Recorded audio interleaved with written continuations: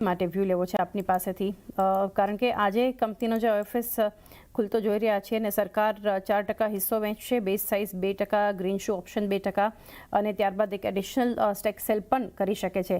અત્યારે પ્રી ઓપનમાં તો ખાસું પ્રેશર એક આરએફસીમાં અને જે આ ઓએફએસ અત્યારે આપણે ખુલતો જોઈ રહ્યા છીએ, પરંતુ ફંડામેન્ટલી કઈ રીતે આને સમજવું જોઈએ? આપણે ફંડામેન્ટલી આઈઆરએફસી નું આપણે ફંડામેન્ટલ્સ જોશું તો મને લાગે છે કશે ને કશે ઘણા સમયથી આપણે કન્ટિન્યુઅસલી એક ફોલ આપણે જોતા આવ્યા છે આપણા આઈઆરએફસી ના અંદર, અને કન્ટિન્યુઅસલી એક પ્રેશર આપણે સ્ટોકના ઉપર જોતા હોય છે. સો કશે ના કશે કંપની ના જે અગર આપણે રિઝલ્ટ પણ આવ્યા હતા એમાં પણ અગર આપણે જોશું તો કંપની નું જે ડેટ છે હમણાં એકચ્યુઅલી ઘણા આપણે બેલેન્સ શીટ પર આપણે એક હાયર લેવલ્સ પર આપણે જોઈ રહ્યા છે. સાથે જ કંપનીના ડેટરના ડેઝ છે એ પણ કેશ ફ્લોના પર્સપેક્ટિવથી ઘણા હાઈ છે, જે કશે ને કશે એક સ્મૂથ ઓપરેશન્સ માટે આપણને એક ઘણા સમયથી આપણે દેખાઈ નથી રહ્યું.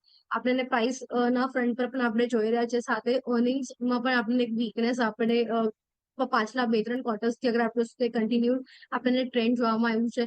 સાથે જે ઓપ્ટિમિસ્ટિક આપણને આગળનું કેપેક્સના જે આપણને પ્લાન જણાવવામાં આવ્યા હતા, સાથે એના ટાઈમ લાઈન એક્ઝિક્યુશનના ડિલેઝ અને બધાના ચાલતા આપણને ઓવરઓલ એક આપણને સ્મૂથ ઓપરેશન્સ પ્રેમમાં જોવા નથી મળ્યું. સાથે જ આજે જો ન્યૂઝ પણ છે કંપનીના ઉપર ઓએફએસ છે, સરકાર એમનો ઓલમોસ્ટ 2% જેટલો જે હિસ્સો છે વેચી રહી છે.